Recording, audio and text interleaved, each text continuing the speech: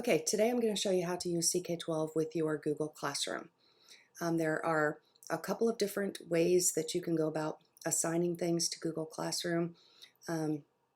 So in taking you through this, I'll show you some of the resources that are out there, and then I'll talk about some alternatives in another video. So if I want to use cK-12 specifically with Google Classroom, the first thing I need to do is make sure that I'm signed in. Next, I want to find some content to put in Google Classroom. You'll notice that we do have the Classes tab, and this is where you can actually create classes in cK-12.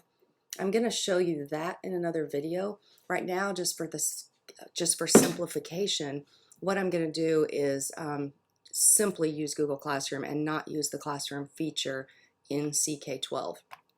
So if I wanted to find content, I would just go to Explore. And you can see here are some of the things that we have. We have some flex books, which are reading. We have adaptive practice. We have simulations. And then we have NGSS. I like to start with NGSS because that's what's going to be the most closely aligned. They are still building this content, though, so I'm not going to find everything that I'm looking for, and I'm not going to find everything at the grade level that I'm looking for. So if I come to middle school physical science, let's just say I want to do something on atoms. I see that the reading for atoms is at the grade 10, 11, and 12 level.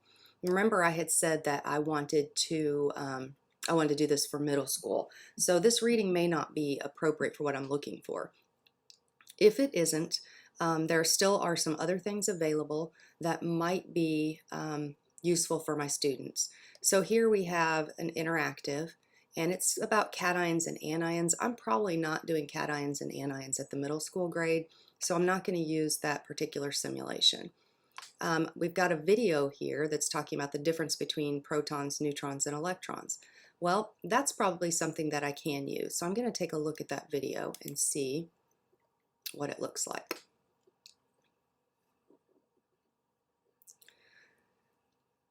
So this is what the screen would pull up. We have a video. I'm just going to play a very short segment of it.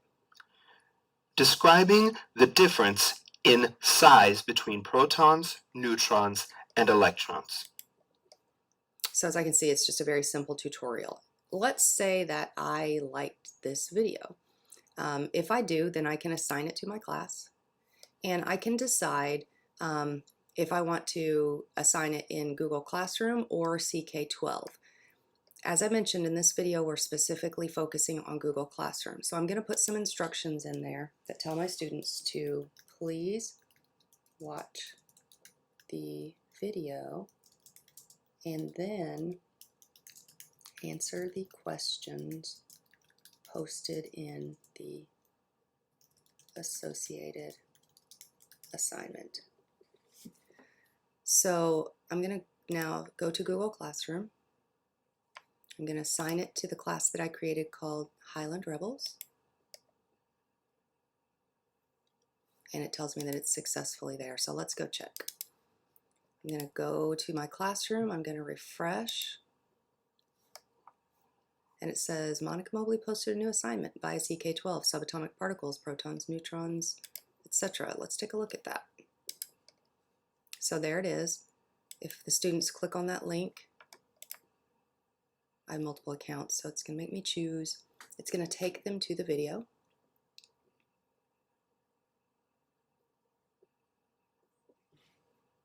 And now they can watch that. So in Google Classroom, if you had decided to edit this assignment, you can, of course, do all your Google Classroom features, which would include adding some questions to go with that video. So I'm going to go back to cK-12. And remember, I had decided that I didn't want to use some of this material because it wasn't appropriate for my grade level. I can go to Explore again, and I can go to Flexbooks 2.0. This is their newest material, and I can go to Science and go to Middle School Physical Science. and see if I can find anything that deals with atoms, and there is some content. So here's just some general information about atoms. And if I look at that,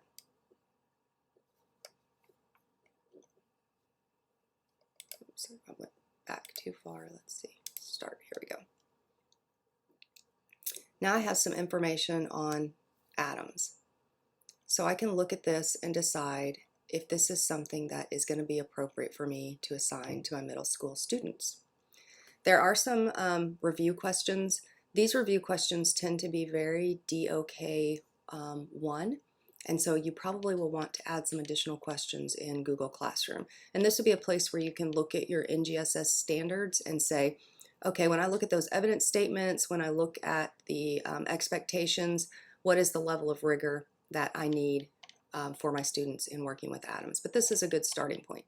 Another thing that you will notice with this assignment is that there is a video down here, and I'm going to show you one way that you can handle videos in another recording that I'll do here in just a minute.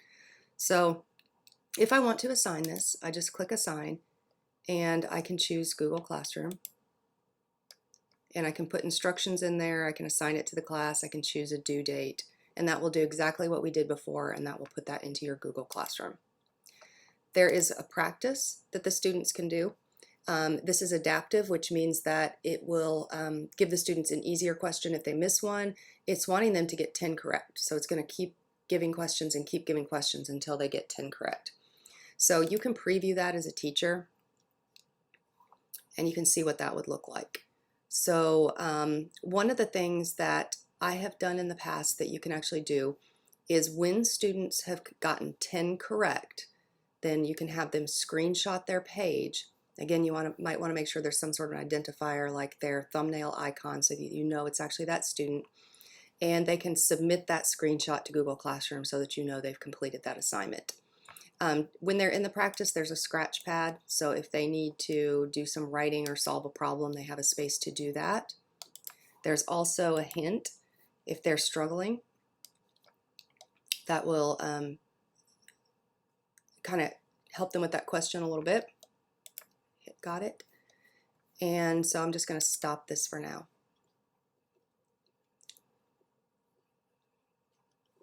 So that practice can actually be assigned to the class also. I can either put instructions in Google Classroom that say assign practice, or I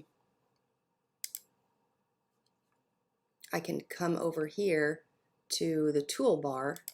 I did that by clicking the little Rubik's Cube.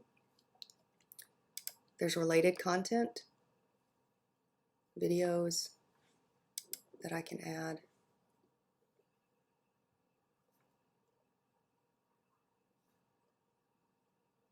Okay, it's not going to take me to the practice on a separate page for this one like it did on the last one. But again, you can just tell the students in the instructions to do the reading and to do the practice and screenshot their progress.